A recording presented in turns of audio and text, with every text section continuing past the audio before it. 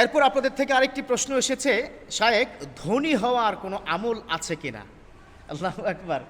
আচ্ছা, এখানে কারা কারা কি ধনী হতে চান না? মিডিয়ার ভাইরা, ওমা কেউ দেখে হাত উঠায় না।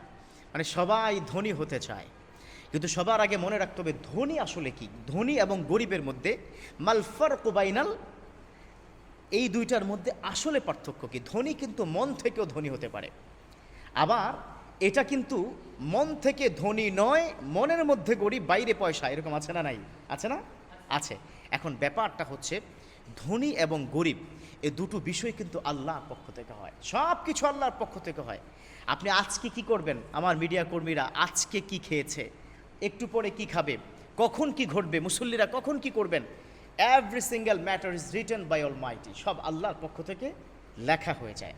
এখন এই ধনী হওয়ার সহজ আমল কি? আমি একটা ছোট্ট ঘটনা শেয়ার করব। আমার বিশ্বনবীর কাছে ওসমান রাদিয়াল্লাহু তাআলা আনহু তিনি আসলেন। তিনি কি গরিব ছিলেন নাকি কি ধনী ছিলেন বলুন? ধনী ছিলেন। তিনি অত্যন্ত ধনী ছিলেন। আজকালকার স্বরাষ্ট্রমন্ত্রী, পররাষ্ট্রমন্ত্রী বা যে কোনো মন্ত্রীর চাইতে তৎকালীন সময় বিশ্বজাহানের আমার সেই বিশ্বনবীর তৃতীয় খলিফা এবং তার জামাতা ওসমান রাদিয়াল্লাহু তাআলা আনহু সেই লেভেলের ধনী ছিলেন। একদিন ওসমান রাদিয়াল্লাহু তাআলা আনহু বিশ্বনবীর কাছে এসে বললেন, ও নবী, আমার তো আমল সঠিকভাবে করতে পারি না। বিশ্বনবী বললেন, কেন, কি হয়েছে? তিনি বললেন, ও নবী, আমার এত পরিমাণ সম্পদ বেড়ে গেছে, আমি সঠিক সময়ে সঠিকভাবে ইবাদত করতে পারি না। আপনি আল্লাহকে বলেন আল্লাহ যেন গরিব করে দেয়। কি করে দেয়? গরিব করে দেয়। কিন্তু পৃথিবীর কোনো ব্যক্তি কি কারো কাছে বলে যে আমি গরিব হতে চাই? আপনি একটু দোয়া করেন। বিষ্ণু বললেন, ঘটনা কি, কেন গরিব হতে চাও? বলল, ইবাদত আরো বাড়াতে চাই, এত সম্পদ দরকার নাই। বিষ্ণু বললেন, ও উসমান, তুমি যেহেতু গরিব হতে চাও, তোমাকে আমি একটা পরীক্ষা দিয়ে দেই, তোমাকে একটা কাজ দিয়ে দেই, এটা মনোযোগ দিয়ে করবা।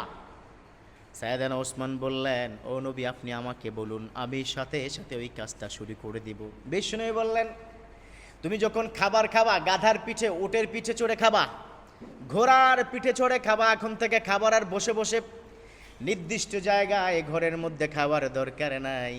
তুমি এখন থেকে উটের পিঠে এবং গাধা বা ঘোড়ার পিঠে চড়ে চড়ে খাবা। ট্রিটমেন্ট দিয়ে দিল। সাইয়েদনা ওসমান ঠিক সেভাবে করতে লাগলেন। ওসমান রাদিয়াল্লাহু তাআলা আনহু এত ধনী ছিলেন, আপনি শুনলে অবাক হবেন। তাবুকের যুদ্ধে ওসমান রাদিয়াল্লাহু তাআলা আনহু তিনি ৩০,০০০ সৈন্যের খাবার এবং ভরণ পোষণের দায়িত্ব গ্রহণ করেছেন। পড়ুন সুবহানাল্লাহ। ৩০,০০০ সৈন্য, এটা কিন্তু চারটিখানি কথা নয়। তাদের ঘোড়া, অস্ত্র শস্ত্র, খাবার, পুরো তাবুকের যুদ্ধে এত ধনী ছিলেন।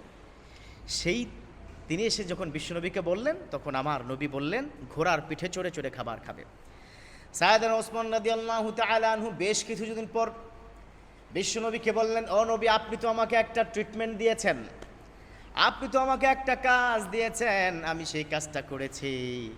কিন্তু নবী, আশ্চর্যের ঘটনা, আপনি যেদিন থেকে আমাকে কাজটা দিয়েছেন, তারপরের দিন থেকে আমার রব্বুল আলামিন আমার সম্পদ এত বেশি বাড়িয়ে দিয়েছে, এখন বর্তমান সময়ে আমার সম্পদ কতটুকু আমি নিজেও জানি না। সুবহানাল্লাহ। আমার সম্পদ এত পরিমাণ বেড়ে গেছে। বিশ্বনবী বললেন, ওসমান, আমি যে তোমারে বলছিলাম খাইছিলা ঠিক মতো? জি নবী, খেয়েছি। কিভাবে খেয়েছো বলো? বলল, নবী, আমি যখন ঘোড়ার পিঠে চড়ে খেতাম, খাবার খেতে গিয়ে হঠাৎ করে হাত থেকে কিংবা মুখের ভিতর থেকে খেজুরের বিচির সাথে একটু লেগে থাকা সামান্য খেজুর পড়ে যেত। নবী হে, আমি ঘোড়াটা থামিয়ে দিতাম, নিচে নামতাম, ওই ধুলিকোনা থেকে এটা উঠিয়ে ধৌত করে আমি আবার খেয়ে নিতাম। পড়ুন সুবহানাল্লাহ। খেয়াল করেছেন কি ইমান? তিনি বললেন, এটা যদি হয় তাহলে কোশ্চিন কালেও তোমার সম্পদ কমবে না, তোমার সম্পদ বাড়তেই থাকবে। সো ধনী হওয়ার সহজ আমল দুটো, কোনো দোয়া করতে হবে না স্পেশালি, এই দুটো কাজ করলেই হবে। এক নম্বর হচ্ছে আপনি খাওয়ার শেষে বা যে কোনো কাজের শেষে, যে কোনো কাজ সমাপ্ত হওয়ার পরে আপনি পড়বেন আলহামদুলিল্লাহ। কি পড়বেন? আলহামদুলিল্লাহ। তারপর আপনাকে যেটা করতে হবে, কোনো অপচয় করবেন না, একটি টাকা অপচয় করা যাবে না, কারণ অপচয়কারী শয়তানের কি হয়? ভাই হয়। ইন্নাল মুবাযযিরিনা কানু ইয়াখানা শায়াতিন, শয়তানের যেহেতু ভাই হয়, অন্তত আমরা মুসলমান হিসেবে এই কাজটি করা যাবে না। তাহলে দোয়া কোনটা? কি বললাম? দোয়া একটাই, সেটা হচ্ছে যে আপনার যে কোনো কাজের শেষে সাকসেস হোক কিংবা না হোক, পড়বেন আলহামদুলিল্লাহ। কারণ আমার আল্লাহর পক্ষ থেকে এটা আমার জন্য বরাদ্দ ছিল।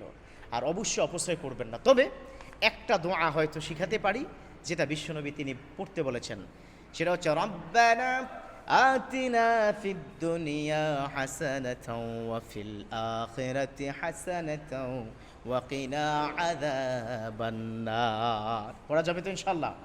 আল্লাহ পাক এই ধনী হওয়ার আমলের যে বিষয়টি মাথায় রেখে আল্লাহ যা দিবেন তার উপর শতভাগ তাওয়াক্কুল করে আমরা যেন এগিয়ে যেতে পারি, আল্লাহ পাক সেই তৌফিক দান করুক। সবাই পড়ি আমিন।